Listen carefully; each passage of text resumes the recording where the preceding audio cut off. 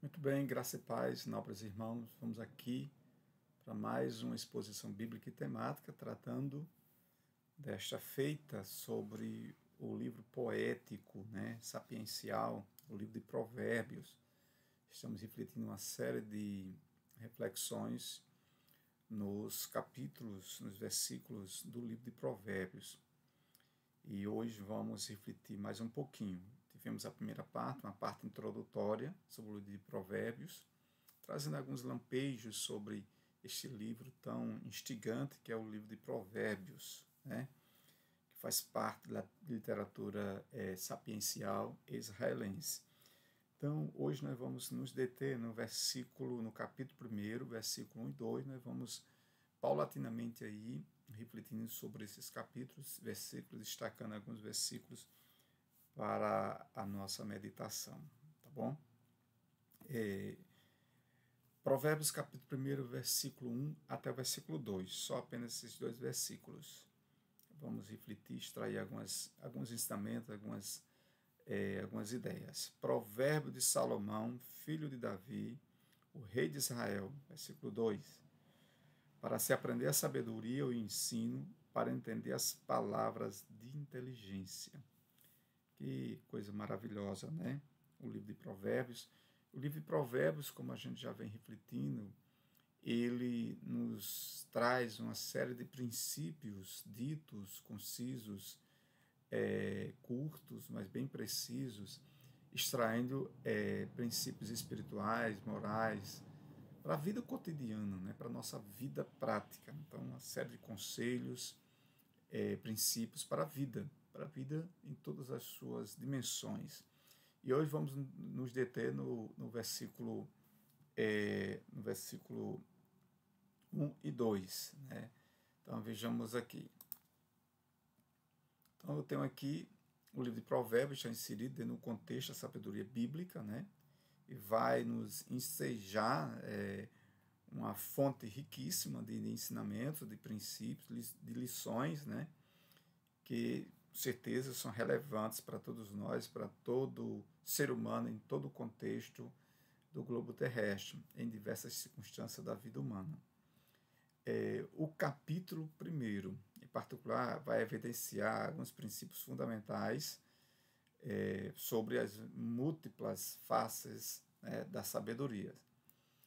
E nós queremos refletir sobre esses pontos, essas lições, esses ensinamentos neste capítulo, destacando alguns versículos, e assim a gente vai caminhando. E o versículo que eu já me antecipei nas minhas falas introdutórias é o versículo 1 e 2 do capítulo 1, extraindo ensinamentos e lições para a vida. Então, vamos aqui nos deter sobre esses dois versículos. Então, o texto é isso aí, o texto, capítulo 1, versículo 1, Provérbio de Salomão, filho de Davi, rei de Israel. O que é que nós podemos extrair desse primeiro versículo?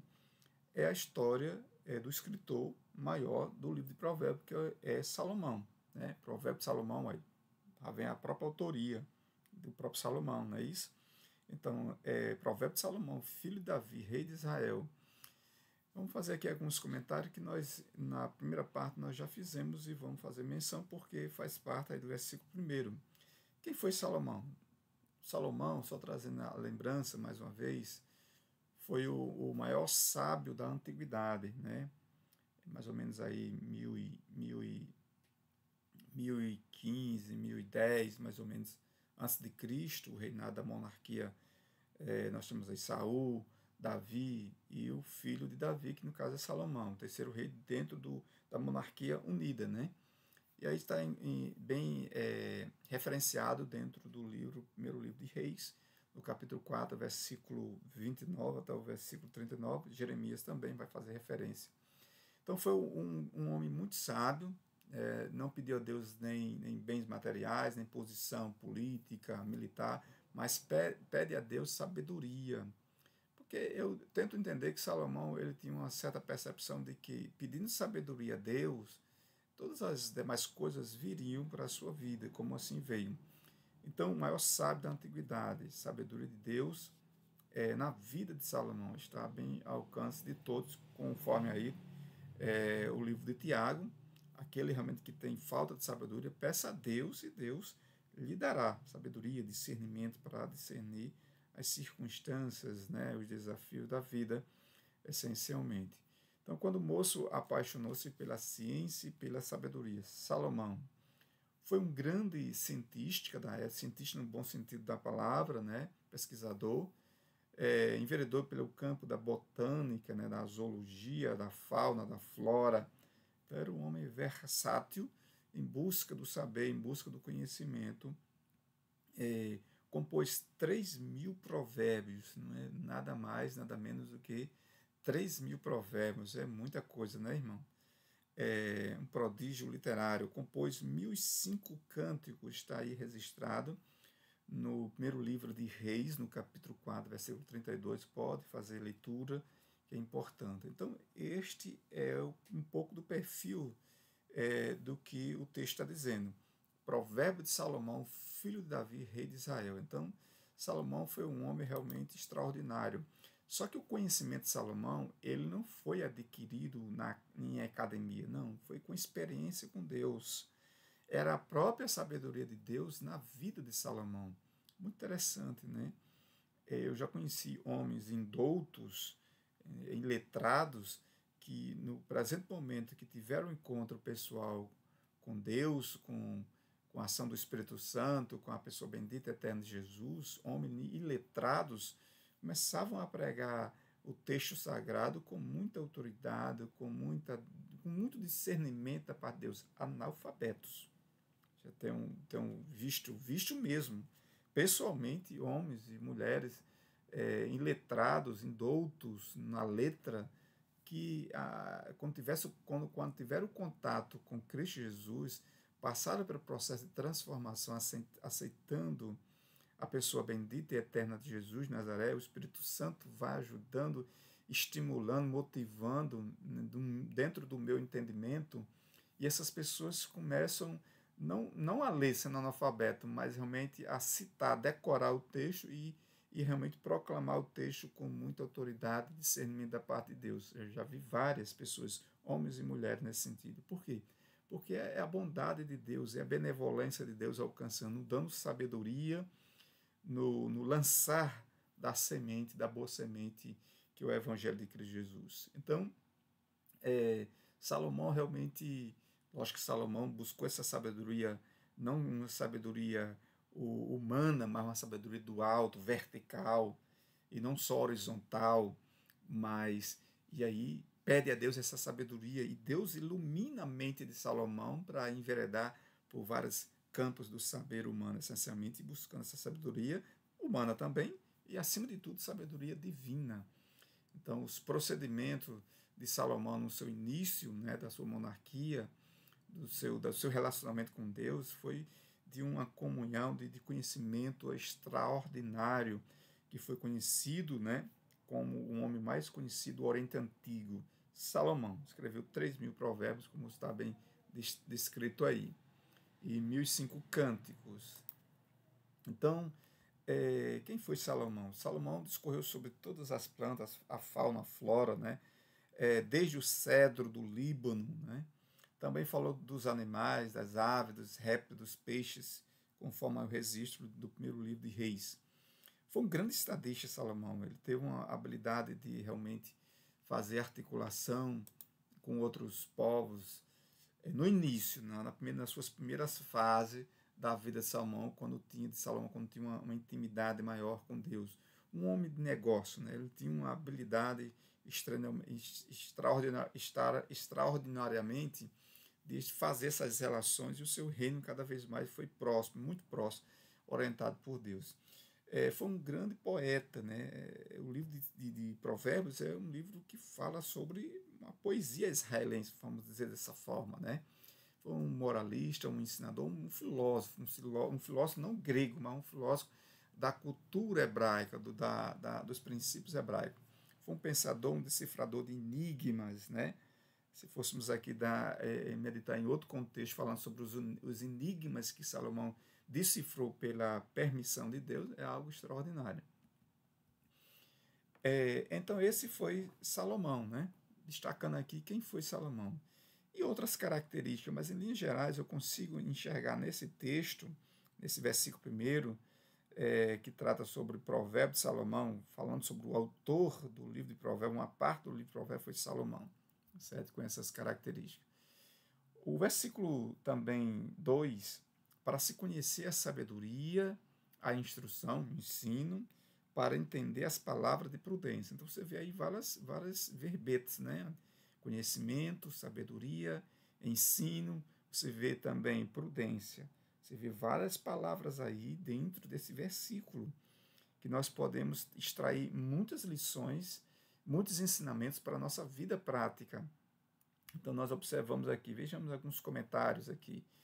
É importante evidenciar que os seres humanos, né, todos nós seres humanos, precisamos conhecer, né, e seguir a sabedoria, que é algo necessário. Agora, essa sabedoria aqui elencada nesse versículo, essencialmente, para se conhecer a sabedoria, essa sabedoria, esse conhecimento, não é um conhecimento essencialmente secular, da cultura antiga, mas essencialmente para se conhecer a sabedoria, essa sabedoria divina, sabedoria da parte de Deus.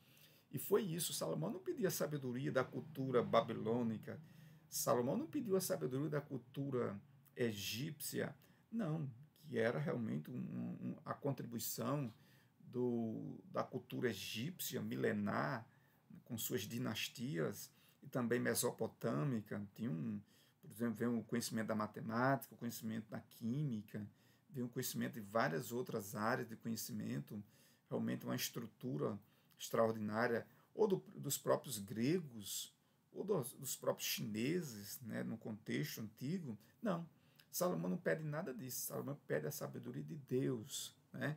Então, para se conhecer a sabedoria vertical, divina, e a instrução, o seu ensinamento. Então ele pede isso, ele não pede bens materiais. Então é importante evidenciar que os seres humanos precisam conhecer e seguir essa sabedoria divina, essa sabedoria da parte de Deus, que é algo imperativo, é algo necessário. Então eu encontro como lição nesse texto, esse contexto aí. Alguns dizem que o conhecimento intelectual vem em primeiro lugar. Será que o conhecimento intelectual vem em primeiro lugar? Ou uma comunhão com Deus que vai levar esse conhecimento? Foi a comunhão com Deus nos primórdios da vida de Salomão que fez com que essa sabedoria, o Espírito de Deus evidenciasse na vida de Davi, na vida de Salomão e na própria vida do Saul, né? Do rei Saul, o primeiro rei de Israel. Deus não queria um período monárquico, Deus queria uma teocracia. Está muito claro nas Sagradas Escrituras. Embora tenha algumas passagens que dá a entender por dureza do coração do povo, o profeta Samuel foi pressionado pelo povo a dar um rei, mas na presciência de Deus, tento fazer essa exegese, não exegese, mas arrancar a verdade do texto nas suas entrelinhas. Deus sempre quis uma teocracia, mas a dureza do coração do povo, a desobediência do povo, pressionando os profetas, fez Deus, vamos dizer assim, aceitar e dar uma lição ao povo com a monarquia. Então, alguns dizem que o conhecimento intelectual vem em primeiro lugar. Será? Então, na verdade, vem a comunhão com Deus que leva a busca dessa intelectualidade da sabedoria divina. Sem dúvida, o conhecimento racional ele é muito relevante, ele tem a sua importância. Eu não estou, em hipótese alguma, aqui. Pelo contrário, eu sou um amante do conhecimento. Mas, quando se refere a essa passagem, para se conhecer a sabedoria, é uma sabedoria divina, um ensino divino, né, para se entender as palavras de prudência, vindo de forma vertical, de cima para baixo.